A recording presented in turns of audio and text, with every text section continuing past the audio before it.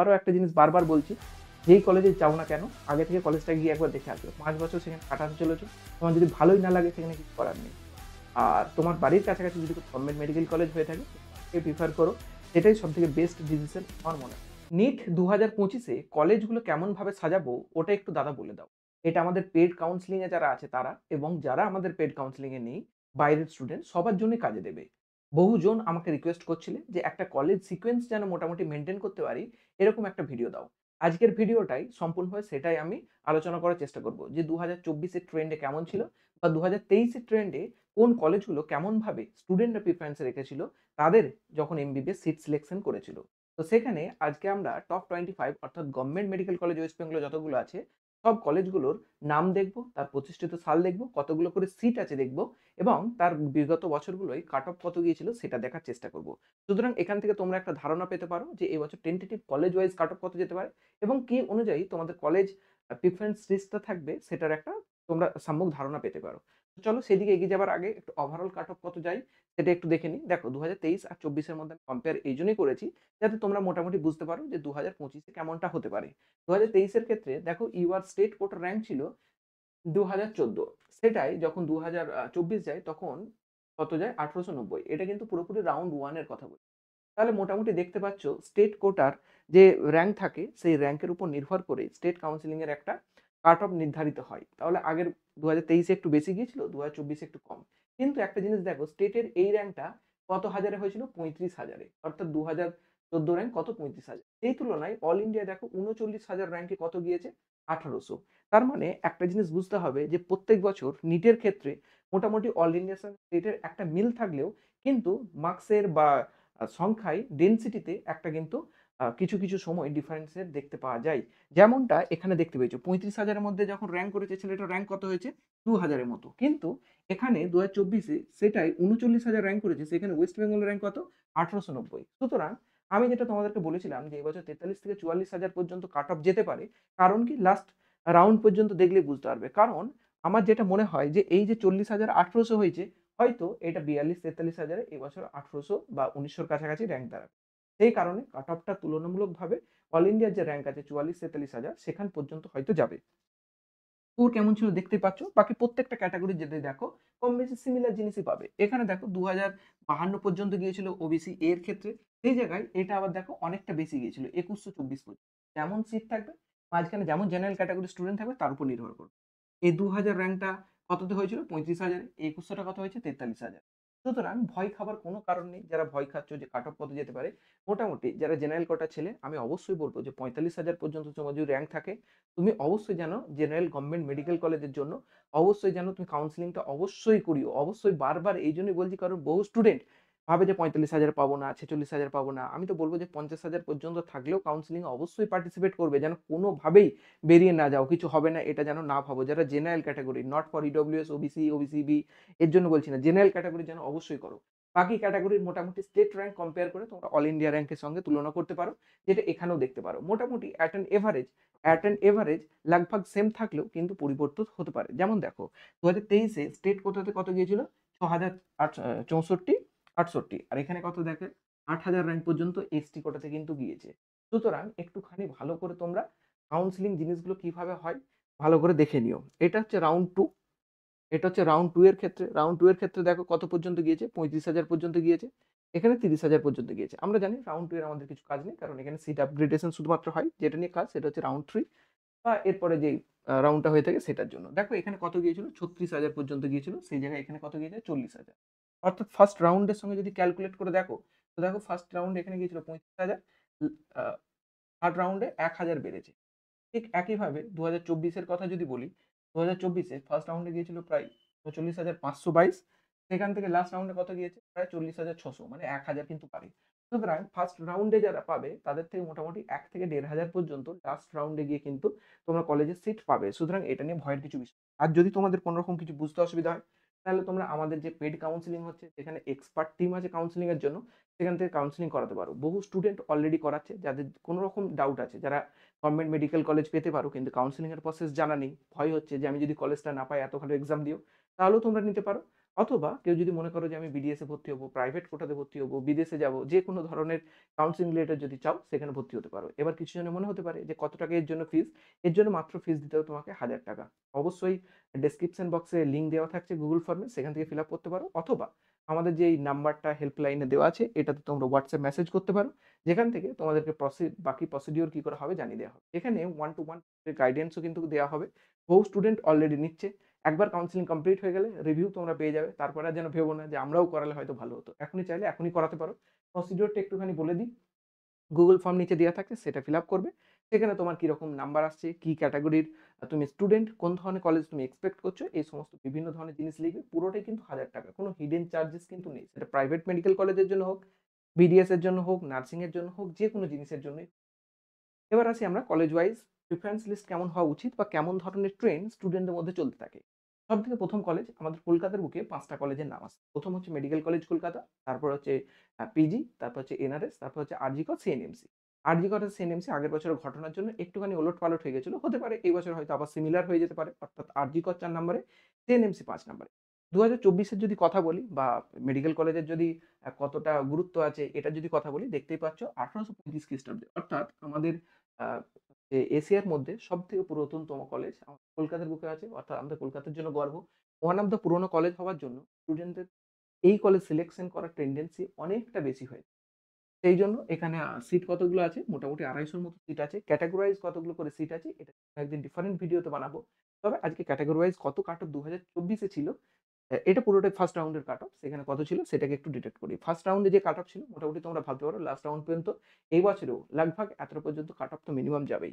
দেখো ইউআর ক্যাটেগরিতে প্রায় ৬,২০০ পর্যন্ত গিয়েছিল। স্টেট কত র্যাঙ্ক ছিল ১৭৪, স্কোর ছিল ৬৮২। এটার সঙ্গে এটার সঙ্গে তো আমাদের কোনো কাজ নেই এই বছরে। তাতে কোনো মিল নেই। তাহলে আমাদেরকে মোটামুটি ধরে রাখতে হবে যে স্টেট কোটার র‍্যাঙ্ক এটাই হচ্ছে প্রাধান্য। তোমার যদি স্টেট কোটাতে এইটা র‍্যাঙ্ক আসে তুমি ধরে রাখবে প্রত্যেক ক্যাটেগরি ওয়াইজ তোমার হয়তো এই কলেজ হওয়ার সম্ভাবনা আছে। যারা বারবার জিজ্ঞাসা করো যে আমার এত র‍্যাঙ্ক এসটি আছে, এত হচ্ছে। তোমরা নিজেরা একটুখানি কম্পেয়ার করবে, নিজেরাই কিন্তু প্রত্যেকটা জিনিস বুঝতে পারবে। মেডিকেল কলেজের পরেই যে কলেজটা আছে সেটা হচ্ছে আইপিজিএমইআর অর্থাৎ যেটাকে আমরা শর্টে বলি পিজি কলেজ বা এসএসকেএম হসপিটাল যেটাকে আমরা বলে থাকি। এটা সেকেন্ড লিস্টে। এটা one of the oldest college. কত সালে হয়েছে? ১৯৫৭ খ্রিস্টাব্দে। সিট কত? ২০০। মেডিকেল কলেজ কলকাতায় ২৫০ সিট, পিজিতে হচ্ছে ২০০ সিট। কলকাতায় যে কলেজগুলো আছে কম বেশি ২০০ এবং ২৫০ দুটোর মধ্যে ঘুরফের করে থাকে। কত র‍্যাঙ্ক আছে দেখতেই পাচ্ছ। নিজেরা যদি একটুখানি স্ক্রিনশট নাও বা নিজেরা যদি পজ করো তাহলে সেখান থেকে স্টাডি করতে পারবে। তাহলে আমার প্রেফারেন্স লিস্টে এই কলেজটা হচ্ছে সেকেন্ড নাম্বারে আছে। এই কলেজটা হলো সেকেন্ড নাম্বারে। আর মেডিকেল কলেজ কলকাতা অলওয়েজ ফার্স্টে থাকে এটা।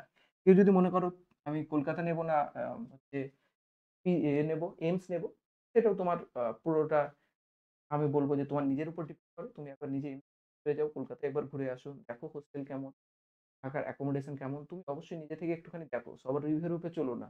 নিজে থেকে দেখো যেখানে তুমি থাকতে চলেছো বিগত আগামী ৫ বছর, বিগত বলছি আগামী ৫ বছর। সেখান থেকে তুমি দেখো যে তোমার জন্য সেটা ওকে? তো ৩ নম্বর কলেজ হচ্ছে নীলরতন সরকার মেডিকেল কলেজ। এই কলেজও খুব পুরানো। ১৯৪৮ খ্রিস্টাব্দে কলেজ প্রতিষ্ঠিত হয়েছিল। সিট সংখ্যা ২৫০। কাট অফ কেমন গিয়েছিল? পাশে লেখাই আছে পুরোপুরি রাউন্ড ১ ২০২৪ এর কাট অফ। সেটা কম্পেয়ার করে তোমাদেরকে আবারও বলছি, বারবার লক্ষ্য যে জিনিসটা করবে সেটা হচ্ছে স্টেট র‍্যাঙ্ক। এইটাই যতদিন না আসে তোমার বুঝতে পারবে না যে তুমি কলেজ পেতে চলেছো। হ্যাঁ, কিছু সময় হেরফের হবেই কিন্তু মোটামুটি টেন্টেটিভ ধরে রাখতে পারো স্টেট র‍্যাঙ্কটা নির্ভর করবে তুমি কোন কলেজ পাবে। বাকি স্টুডেন্টদের প্রেফারেন্স লিস্টের উপর তো হবেই। তাহলে গেল ৩ নম্বর নীলরতন সরকার। ৪ নম্বর কলেজ আসছে কলকাতা ন্যাশনাল মেডিকেল কলেজ। এটা আগের বছরের ট্রেন্ড অনুযায়ী। এটাও পুরোনো কলেজ। অর্থাৎ যেই সময় বাকি কলেজগুলো প্রতিষ্ঠিত হয়েছিল, নীলরতন সরকার, এসএসকেএম সেই সময় কলকাতা ন্যাশনাল মেডিকেল কলেজও প্রতিষ্ঠিত হয়েছিল। কতগুলো সিট? ২৫০টাই সিট এবং কাট অফ কেমন দেখতেই পাচ্ছ মোটামুটি টেন্টেটিভ। ৫৫০ র মতো তোমার যদি স্টেট র‍্যাঙ্ক থাকে তুমি মোটামুটি কলকাতা ন্যাশনাল মেডিকেল কলেজ পেয়ে যাবে। এরপরে আরজিকর মেডিকেল কলেজ আগের বছর বিভিন্ন সমস্যার কারণে এই কলেজটা কাট অফ কমে গেছিল। কিন্তু এটা খুব পুরাতন কলেজ এবং খুবই নামি college. One of the most দামি কলেজ বলতে পারো। সিট সংখ্যা কত? ২৫০। কলকাতার যতগুলো মেডিকেল কলেজ আছে এসএসকেএম ছাড়া বাকি সব কলেজের সিট সংখ্যা হচ্ছে ২৫০ করে। এখানে মোটামুটি ৬১৫ আগের বারে যার র‍্যাঙ্ক ছিল সে পেয়ে গেছিল আরজিকর। এরপর এগিয়ে যাই college of medicine and Sagar Dutta hospital. এই কলেজটা একদমই নতুন কলেজ। ২০১০ সালে হয়েছে। সিট সংখ্যা হচ্ছে ১২৫ অর্থাৎ ২০০৯-১০ এর যে এই সময় মেডিকেল কলেজ কিছু নতুন খুলেছিল। যেমন ধরতে পারো আমাদের college of medicine GNM hospital, college of medicine and Sagar Dutta hospital, Malda medical college, Murshidabad medical college. তো সেই কলেজগুলোর সঙ্গেই সবথেকে হচ্ছে টপে থাকে সাগর দত্ত মেডিকেল কলেজ। কারণ একটাই, এটা কলকাতার কাছে অবস্থিত।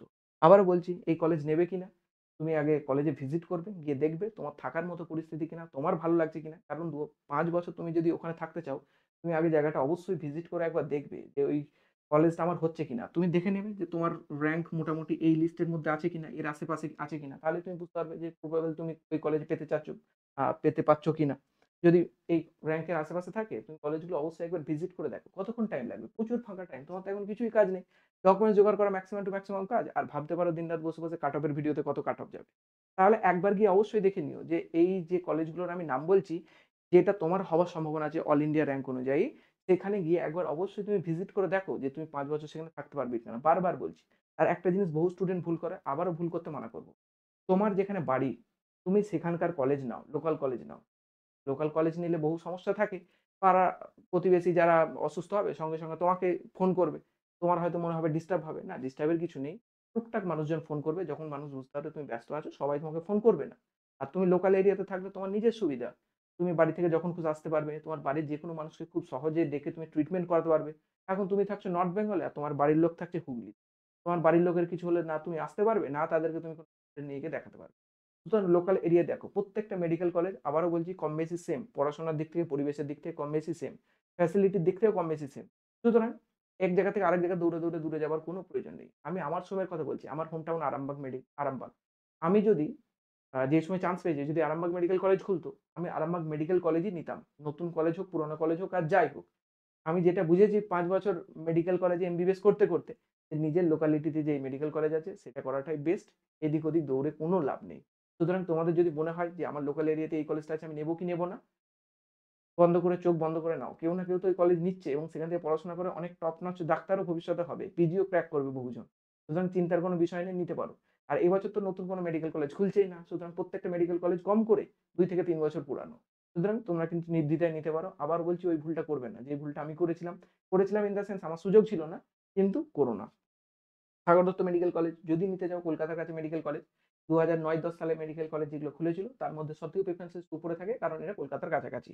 যতই মেডিকেল কলেজ নতুন হোক কলকাতার কাছাকাছি হলেই তার কিন্তু দাম বাড়বে। এটা মাথায় রাখবে কারণ বহু স্টুডেন্ট চায় কলকাতায় ঘোরাফেরা করতে মেডিকেল পড়তে, পড়তে। তাহলে কলকাতার কাছে থাকলে তবে তার ঘুরতে সুবিধা। এটাই কিন্তু কারণ, আর কিছু কারণ নেই। সাগর দত্তের ভ্যালু বাড়ার এটাই কারণ। কল্যাণীর ভ্যালু বাড়ার এটাই কারণ। আর কিছু কারণ নেই।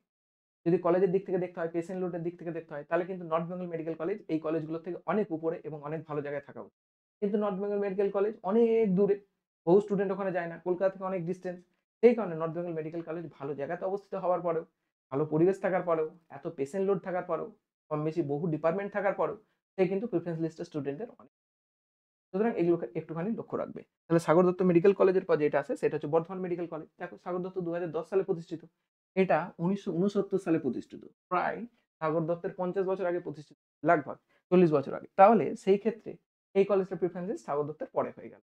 সুতরাং কলেজে কতটা পেশেন্ট লোড হয়ে থাকে, কতটা কলেজ পুরানো, কতটা রেপুটেড তার উপর বর্তমানে কিন্তু অনেক জিনিস নির্ভর করে না স্টুডেন্টের প্রেফারেন্সে। তোমরা যদি চাও বর্ধমানের সিট সংখ্যা হচ্ছে ২০০। আবারও যদি বর্ধমান নিতে চাও একবার হোস্টেল গিয়ে ঘুরে আসবে। হোস্টেল থাকতে পারবে কিনা দেখে নিও।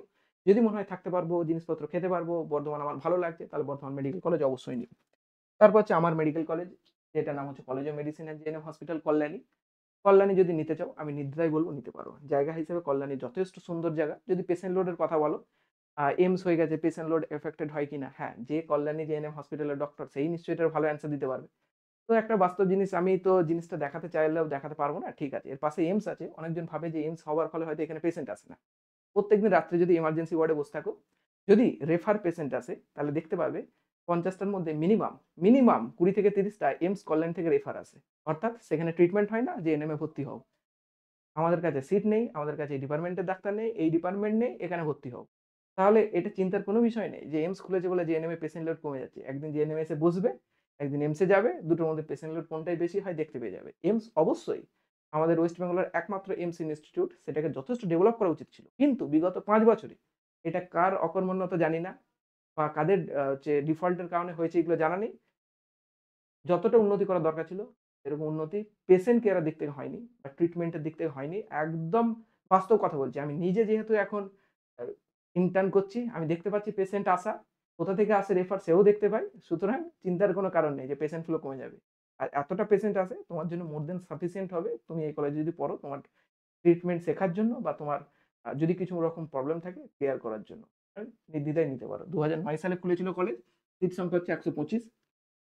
যদি বলো এখানকার হোস্টেলের কথা, বহুবার তোমাদেরকে আমি হোস্টেল দেখিয়েছি। সিনিয়রে সিঙ্গেল হোস্টেল, গোটা মেডিকেল কলেজ ওয়েস্ট বেঙ্গলের কোনো মেডিকেল কলেজে সিঙ্গেল রুম নেই। এখানে আছে। যদি চাও হোস্টেল ক্যাম্পাস দেখতে, দেখতে পারো, যথেষ্ট বড়, একদম সিঙ্গেল হোস্টেল ক্যাম্পাস, তার মধ্যে অন্য কিছু নেই, কোনো chaotic পরিবেশ নেই। কল্যাণী যদি চাও ঘুরে দেখতে, কল্যাণীও ঘুরে দেখতে পারো। অবশ্যই আমি আমার কলেজ বলে প্রিফার করছি এরকম টাইপ নয়।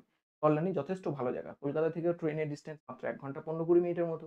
তোমার যাওয়া আসাও করতে পারো। তোমার যদি মনে হয় যে কলকাতা পাচ্ছি না, জেএনএম নেবো, জেএনএম নিতে পারো। হোস্টেলের দিক থেকে সুবিধা যথেষ্ট ভালো, থাকার দিক থেকে সুবিধা যথেষ্ট ভালো, পরিবেশের দিক থেকেও যথেষ্ট ভালো। নিতে চাইলে নিতে পারো। হ্যাঁ, West Bengal medical college develop সেইভাবে হয় না। সেই ক্ষেত্রে কিছু, কিছু ডেফিসিয়েন্সি তুমি দেখতে পেতে পারো। তারপরে যে মেডিকেল কলেজ আছে সেটা হচ্ছে ইএসআই জোকা। ইএসআই জোকাতে বহু স্টুডেন্ট তাদের ইএসআই কার্ড থাকলে ভর্তি হয়, কারণ কিছুটা টাকা খরচা পড়ে। কিন্তু তারপরে এই কলেজটা যেহেতু স্ট্যান্ডার্ড অনেক উপরে এবং সেন্ট্রাল গভর্নমেন্টের কোটায় এসে থাকে, সেই কারণে এই কলেজটা কিন্তু বহু মানুষ প্রিফার করে। যদিও এই কলেজটা খুব নতুন, কত সালে খুলেছে, 2013 সালে। তারপরেও সেমি গভর্নমেন্ট টাইপ হওয়ার পরেও এর টাকা লাগে, গভর্নমেন্টের থেকে অনেক বেশি টাকা লাগে। তারপরেও এর কাট অফ দেখো গভর্নমেন্টের মতোই। সুতরাং এই কলেজটা কিন্তু অনেক স্টুডেন্ট প্রিফারেন্স লিস্টে থাকে। তুমি যদি ভর্তি হতে চাও বলো, ইএসআই জোকা নিয়ে কোনো একদিন যে পড়েছে ওখানে তার কাছ থেকে ভিডিও বানাবো, কারণ এই সম্পর্কে আমার অনেক কিছু ডাউট আছে। আমি চেষ্টা করবো যে যেগুলো তার কাছ থেকে আমি ক্লিয়ার করে নেবো সেগুলো তোমরাও যেন শুনতে পাও। তাহলে ইএসআই জোকা তুমি রাখতে পারো 9 নাম্বার র্যাঙ্কিং এ। তারপর হচ্ছে ডায়মন্ড হারবার মেডিকেল কলেজ। আবারও বললাম, নতুন যে কলেজগুলো খুলেছে কলকাতার আশেপাশে যে কলেজ, সেই কলেজের কিন্তু প্রেফারেন্স লিস্ট অনেক আগে বহু স্টুডেন্টদের কাছে দাঁড়াচ্ছে। সুতরাং 2019 সালে খুললেও 100টা সিট থাকলেও এই কলেজ মোটামুটি দাঁড়াচ্ছে 10 নম্বরে। অর্থাৎ টপ 10 কলেজের মধ্যে 10 নম্বর কলেজে কি দাঁড়াচ্ছে? Diamond Harbour medical college. Diamond Harbour medical college কলকাতার আশেপাশে অবস্থিত। কলকাতার আশেপাশে মানে কলকাতা থেকে দূরত্ব হলেও লোক ধরে থাকে কলকাতার আশেপাশে, এবং যেহেতু এখানকার এমপি আমাদের লিডিং নেতা ওয়েস্ট বেঙ্গলে, সেক্ষেত্রে ভাবে মানুষ যে এখানটা অনেকটা উন্নত হবে। সেই কারণে বহু মানুষ ডায়মন্ড হারবার মেডিকেল কলেজে চুজ করে থাকে। তারপর আছে বাঁকুড়া সম্মিলনী মেডিকেল কলেজ। প্রচুর পুরানো মেডিকেল কলেজ। দেখো 1956 কলকাতার মেডিকেল কলেজ যে সময় প্রতিষ্ঠিত হয়েছিল, সেই সময়কার যদি কলকাতার বাইরের কোনো মেডিকেল কলেজ থাকে সেটা কিন্তু বাঁকুড়া সম্মিলনী মেডিকেল কলেজ। সিট সংখ্যা কত? 200। বাঁকুড়া সম্মিলনী মেডিকেল কলেজ বাঁকুড়া জেলার ওয়ান অফ দা রেপুটেড জায়গায় অবস্থিত তো বলবো না, একটা রেপুটেড মেডিকেল কলেজ যেখানে প্রচুর পেশেন্ট লোড থাকে, প্রচুর টেকনিকে কিন্তু ট্রিটমেন্ট করা হয়ে থাকে। যেহেতু প্রচুর পেশেন্ট লোড থাকে, প্রচুর সিট সংখ্যাও আছে, 200 জন সিট সংখ্যা, প্রচুর ডক্টরও কিন্তু থাকে। সেই ক্ষেত্রে এই কলেজটা নিতে পারো। 1 নম্বর যদি জিজ্ঞাসা করো পুরাতনের দিক থেকে, যথেষ্ট লেজিট কলেজ, এবং সেই সঙ্গে বহু ফ্যাসিলিটি পাওয়া যায় ট্রিটমেন্টের দিক থেকে। যদি চাও তুমি ভালো করে কিছু শিখতে, নিতে পারো। হ্যাঁ, যে সমস্ত স্টুডেন্টদের প্রবলেম আছে যে আমি একটু হাই-ফাই লাইফস্টাইল হচ্ছে চাই, এবং আমি রেগুলার সিনেমা দেখতে চাই, শপিং মলে ঘুরতে চাই, তাহলে কিন্তু তোমার জন্য এই জায়গাটা নয়। কারণ এদের কাছাকাছি আমি যতটা শুনেছি যে দুর্গাপুর যেতে হয়। সুতরাং সেই দিক থেকে তোমার যদি মনে হয় যে আমার বাঁকুড়া স্যুট করবে না, বাঁকুড়া গিয়ে একবার ঘুরে আসো, দেখে আসো, তারপর ডিটারমাইন করো যে কি হওয়া উচিত। তবে যদি নতুন কলেজগুলো ছেড়ে এটা নিতে চাও, এটা নিতে পারো। আবারও একটা জিনিস প্রিফারেন্স, তোমার বাড়ির কাছে মেডিকেল কলেজ থাকে সেটাকেই নাও। তারপর আসছে তারপর আসছে বারাসাত মেডিকেল কলেজ। আবারও বলছি, একদম নতুন মেডিকেল কলেজ, কলকাতার কাছে অবস্থিত বলে স্টুডেন্টদের প্রিফারেন্স। তোমার যদি বাড়ির কাছে মেডিকেল কলেজ হয় বারাসাত, তুমি নিতে পারো। যদি তোমার বাড়ির কাছে না হয়, তুমি মনে করবে নেবে কলকাতার কাছে, তাহলে রাখতে পারো। কাট অফ মোটামুটি এরকম গেছিল, তুমি একটু পজ করে কাট অফ গুলো দেখতে পারো। তারপর যে মেডিকেল কলেজ আসছে সেটা হচ্ছে North Bengal medical college. One of the আমার দেখা সুন্দর মেডিকেল কলেজের ক্যাম্পাস, আমার দেখা one of the biggest medical কলেজের ক্যাম্পাস, এবং রেপুটেশনও খুব ভালো। সিট সংখ্যা সিট সংখ্যা কত? 200। হ্যাঁ, আগে প্রচুর পরিমাণে এখানে র‍্যাগিং এর ঘটনা থাকতো, যেমনভাবে অন্য মেডিকেল কলেজেও থাকতো। এখন কিন্তু সেই জিনিসগুলো নেই। দিতে পারো। কলেজে কোনো ইন্ট্রো বা র‍্যাগিং এর কোনো বিষয় নেই। তোমার উপর কেউ চাপ সৃষ্টি করবে না। তুমি যেকোনো মেডিকেল কলেজে গিয়ে পড়াশোনা করতে পারো। তারপরে যে মেডিকেল কলেজ আছে সেটা হচ্ছে মেদিনীপুর মেডিকেল কলেজ। এটাও তুলনামূলকভাবে যে নতুন কলেজ হয়েছে তার থেকে একটুখানি পুরানো। ২০০৪ সালে প্রতিষ্ঠিত হয়েছে। সিট সংখ্যা কত? 200। কাট অফ কেমন? এরকম টেন্টেটিভ। আমরা যে সময় ছিলাম, আমাদের সময় একদম হচ্ছে আমাদের কি বলে, কলেজের জেএনএম হসপিটালের পরেই ছিল বাঁকুড়া, তার নিচেই ছিল মেদিনীপুর, তার নিচে ছিল মুর্শিদাবাদ। এরকম একটা সিকোয়েন্স ছিল। কিন্তু বর্তমান নতুন কলেজগুলোর কারণে অনেক ভালো কলেজ হওয়ার পরেও পিছিয়ে গিয়েছে। করার নেই। স্টুডেন্টদের মধ্যে প্রেফারেন্স লিস্ট যেমন থাকে তার ভিত্তিতেই কলেজগুলো দাঁড়িয়ে যায়। তারপর হচ্ছে মুর্শিদাবাদ মেডিকেল কলেজ, ২০১২ সালে প্রতিষ্ঠিত। মুর্শিদাবাদ মেডিকেল কলেজ মুর্শিদাবাদ জেলার একমাত্র গভর্নমেন্ট মেডিকেল কলেজ যেখানে সিট সংখ্যা ১২৫ হলেও এত পরিমাণে পেশেন্ট লোড থাকে। মুর্শিদাবাদ যদি যাও কোনোদিন দেখতে পাবে প্রচুর বড়। মুর্শিদাবাদ যেহেতু একটা ডিস্ট্রিক্ট, সেই কারণে পেশেন্ট ফ্লো প্রচুর, প্রচুর পেশেন্টের যে টাইপস আছে, এবং হসপিটালও যথেষ্ট। তোমরা যদি চাও ভর্তি হতে, একবার রুম গিয়ে দেখে আসবে, ক্যান্টিন দেখে আসবে, হসপিটাল দেখে আসবে। যদি ভর্তি হতে চাও নির্দ্বিধায় ভর্তি হতে পারো। খুব ভালো কলেজ। তারপরে যে মেডিকেল কলেজ আছে সেটা হচ্ছে মালদা মেডিকেল কলেজ, প্রতিষ্ঠিত হচ্ছে ২০১১ সালে। সিট সংখ্যা হচ্ছে ১০০। মালদা মেডিকেল কলেজ সম্পর্কে আর কি বা বেশি বলবো? মালদা মেডিকেল কলেজ এমন জায়গায় অবস্থিত, স্টুডেন্টদের সেটা নিয়ে প্রবলেম থাকে। আবারও বললাম, তোমার লাইফস্টাইল যদি বেটার করতে চাও, মনে হয় যে আমি এরকমভাবে এমবিবিএস এ সময় কাটাবো, তাহলে জায়গাটা আবার একবার তুমি নিজে একবার ঘুরে আসবে বাঁকুড়ার মতোই। যেখানে এসে তুমি দেখবে যে সুবিধা পাচ্ছ কিনা, তোমার মন মতো হচ্ছে কিনা জিনিসটা। যদি না হয় তাহলে তুমি নতুন কলেজের দিকে যাবে, অথবা যে কলেজগুলো তোমার মনে হয় কলকাতার আশেপাশে ভালো জায়গায় অবস্থিত সেখানে তুমি যাও। তারপর যে মেডিকেল কলেজ আছে সেটা হচ্ছে Prafullachandra Sen medical college, Arambagh medical college যেটাকে বলে। নতুন মেডিকেল কলেজগুলোর মধ্যে ওয়ান অফ দ্য টপে চলে এসছে। ২০২২ সালে প্রতিষ্ঠিত হলেও সিট সংখ্যা ১০০ হলেও ওয়ান অফ দ্য টপে আছে। টপে থাকার একটাই কারণ, আরামবাগ কলকাতা থেকে ডিসটেন্স কত? কলকাতা থেকে ডিসটেন্স কাছে হয়। ৩ ঘন্টার মতো ডিসটেন্স। বাসে চাপলে বা ট্রেনে করে ৩ ঘন্টাই লাগে, ২.৫-৩ ঘন্টাই লাগে। সেই জন্য প্রিফারেন্স লিস্টে আগে। নরমাল জিনিস। আগেরবারে প্রায় ৩৪,০০০ এর মতো রাউন্ড 1 এ কাট অফ গিয়েছিল। তোমরা যদি এই বছরে এর আশেপাশে থাকো, আরামবাগ মেডিকেল কলেজ নাও। হ্যাঁ, এটা আমার হোম টাউন মেডিকেল কলেজ। এখানে যদি চাও নিতে পারো। যদি জিজ্ঞাসা করো যে আরামবাগে থাকার দিক থেকে কেমন সুবিধা? ডেভেলপ বলতে গেলে মোটামুটি ডেভেলপ। সবকিছু জিনিসপত্রই পাওয়া যায়। তবে সিনেমা হল কিছু নেই। বড়, বড় তথাকথিত কোনো রেস্টুরেন্টও কিছু নেই। থাকার দিক থেকে গেলে হোস্টেল ক্যাম্পাসটা যথেষ্ট ভালো। যেহেতু আমি বারবার গিয়েছি আমি জানি ওটা। আর পেশেন্ট ফ্লোর যদি দিক থেকে বলতে চাও, ভালো মোটামুটি। হসপিটালের দিক থেকে যদি বলতে চাও, নিট অ্যান্ড ক্লিন। অন্য গভর্নমেন্ট মেডিকেল কলেজে একবার যাবে, আরামবাগ মেডিকেল কলেজে একবার যাবে, গিয়ে বুঝতে পারবে আরামবাগ মেডিকেল কলেজ অনেক নিট অ্যান্ড ক্লিন। যেহেতু নতুন, নতুন বিল্ডিং, সুন্দরভাবে গোছানো বিল্ডিং, সেক্ষেত্রে অনেক ভালো। আর হোস্টেল রুমের কথা বলতে চাইলে হোস্টেল রুমও যথেষ্ট ভালো। যদি কোনোদিন চাও, আরামবাগ মেডিকেল কলেজের একটা আমি রুম ট্যুরের ভিডিও বা ক্যাম্পাস ট্যুরের ভিডিও কিন্তু করব। ঠিক আছে? তাহলে আরামবাগ মেডিকেল কলেজ তোমার প্রেফারেন্স লিস্টে রাখতে পারো। আমার হোম কলেজ, মানে আমার হোম টাউনের কলেজ, হোম কলেজ বলছি। তারপরে যে মেডিকেল কলেজ আছে সেটা হচ্ছে রামপুরহাট মেডিকেল কলেজ, প্রতিষ্ঠিত হচ্ছে ২০১৮ সালে। সিট সংখ্যা হচ্ছে ১০০ টার মতো। এখানের পুরানো হলেও আরামবাগের তুলনায় পুরানো হলেও কিন্তু এর কাট অফ তুলনামূলকভাবে আরামবাগে পড়ে যায়। কারণ কি? আবার একটাই জিনিস, যে রামপুরহাট হচ্ছে বীরভূম জেলায় অবস্থিত। রামপুরহাটের পরিবেশ বহুজনের কাছে বহু রকম লাগে। এখানে আগে থ্রেড কালচার চলতো। বহু স্টুডেন্ট ভয়েতে যেত না। আবার নতুন কলেজ হিসেবে বহুজন যেত না। কিন্তু যেহেতু বীরভূম জেলার ওয়ান অফ দ্য একটাই কলেজ, সেই কারণে এখানে পেশেন্ট লোড যথেষ্ট ভালো হয়ে থাকে। থাকতে চাও কিনা একবার যাবে, গিয়ে দেখে তারপর ডিটারমাইন করবে যে তোমার জন্য সেটা সুটেবল কিনা। ৫ বছর থাকবে, একবার অবশ্যই দেখে আসবে। তারপর প্রেফারেন্স লিস্ট সাজাবে। প্রয়োজন পড়লে গিয়ে ২০ দিন ধরে প্রত্যেকটা মেডিকেল কলেজ একবার, একবার করে ঘুরে আসো না গিয়ে। কি সমস্যা আছে? ২-৪ টা বন্ধু তো তোমাদের এখন অনলাইন যুগে হয়েই যায়। সবার সঙ্গে একবার করে গ্যাং মিলে একবার ঘুরে আসো গিয়ে। ঘুরে এসে দেখো যে তোমাদের ওটা ভালো লাগছে কিনা। তারপরে যে মেডিকেল কলেজ আছে সেটা হচ্ছে শরৎচন্দ্র চট্টোপাধ্যায় মেডিকেল কলেজ, যেটা পুরুলিয়াতে, পুরুলিয়া বলছি, যেটা উলুবেড়িয়াতে অবস্থিত। এই কলেজটাও কলকাতা যেহেতু কাছাকাছি, বহু স্টুডেন্টের প্রেফারেন্স লিস্টে এটাও কিন্তু থাকে। তারপর হচ্ছে তাম্রলিপ্ত গভর্নমেন্ট মেডিকেল কলেজ, মানে তমলুকে যেটা অবস্থিত। তারপর হচ্ছে দেবেন Mahato medical college, Purulia medical college যেটা। এটা ২০২০ সালে স্টুডেন্টের প্রিফারেন্স লিস্টে একটু পিছনের দিকে রাখে। কারণ কি? পুরুলিয়াতে অবস্থিত, যার আশেপাশে ভালো করে জিনিসপত্র পাওয়া যায় না বলে মানুষ মনে করে। তুমি যদি চাও যে এরকম পরিবেশে আমি থাকবো, যেখানে একটু ফাঁকা, ফাঁকা থাকবে, ভালো লাগবে, পুরুলিয়া বহু মানুষ ঘুরতে নরমালি যায়, তাহলে তুমি গিয়ে আবার একবার কলেজটা দেখে আসবে এবং সেই অনুযায়ী তুমি তোমার লিস্ট ঠিক করবে। আমি কিন্তু পরপর করে কলেজগুলো লিস্ট ওয়াইজই করেছি। তুমি চাও ভিডিওটা একবার ব্যাক করে, করে দেখতে পারবে যে কোনটার পর কোনটা বলেছি। তারপর হচ্ছে রায়গঞ্জ গভর্নমেন্ট মেডিকেল কলেজ। এই কলেজটা ২০১৮ সালে প্রতিষ্ঠিত, তুলনামূলকভাবে পুরাতন। তারপর হচ্ছে জলপাইগুড়ি মেডিকেল কলেজ, একদম লাস্ট যে মেডিকেল কলেজ আমাদের প্রেফারেন্স লিস্টে থাকে সেটা হচ্ছে জলপাইগুড়ি মেডিকেল কলেজ।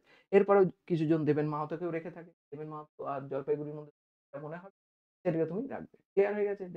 দেবেন মাহাতো বলছি, সরি, মহারাজা জিতেন্দ্র মেডিকেল কলেজ। এটা যদি রাখতে চাও, কোচবিহার মেডিকেল কলেজ, এটাকে তুমি রাখতে পারো। তারপর হচ্ছে ঝাড়গ্রাম মেডিকেল কলেজ। সবথেকে লাস্টে যদি থাকে সেটা হচ্ছে ঝাড়গ্রাম মেডিকেল কলেজ। এটা ২০২১ সালে প্রতিষ্ঠিত হয়েছে এবং ঝাড়গ্রামের মতো এলাকায় অবস্থিত হওয়ার কারণে বহু স্টুডেন্ট এই কলেজটাকে প্রিফার করে না। সবথেকে লাস্টে ওইজন্যই এই কলেজটা এসে পৌঁছেছে। যদি চাও মোটামুটি এই যে লিস্টটা আমি তোমাদেরকে বললাম, তোমরা ভিডিও পজ করে দেখে নিতে পারো। যে, যে পয়েন্টগুলোকে আমি তুলে ধরার চেষ্টা করি, এই পয়েন্টগুলোকে তোমরা যদি চাও লক্ষ্য রাখতে পারো এবং সেখান থেকে নিজেদের একটা প্রেফারেন্স সাজাতে পারো। আবারও একটা জিনিস বারবার বলছি, যেই কলেজে যাও না কেন, আগে থেকে কলেজটা গিয়ে একবার দেখে আসবে। ৫ বছর সেখানে কাটাতে চলেছো, তোমার যদি ভালোই না লাগে সেখানে কিছু করার নেই।